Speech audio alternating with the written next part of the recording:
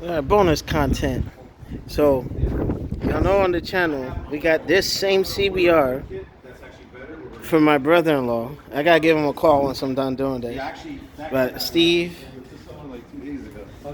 is working on this stuff now. But yeah, man, hey, let's see. Bulletproof. Steve didn't have one of the bikes running for like the longest. Put new fuel in. It was that one, right? Put new fuel in, fired it right back up.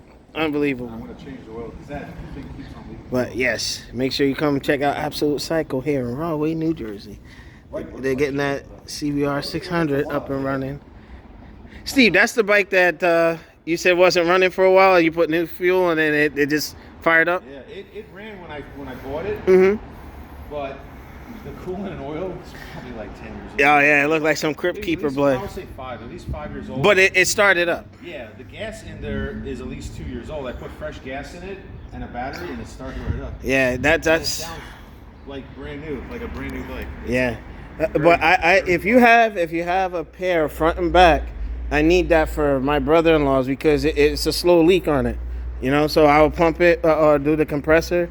I'll come back. He has the same year? Same exact one. Okay. The same exact one. So, you know, I have to just get it to you and then let you do your magic with it. Okay. You know, so whatever extra you got, you know.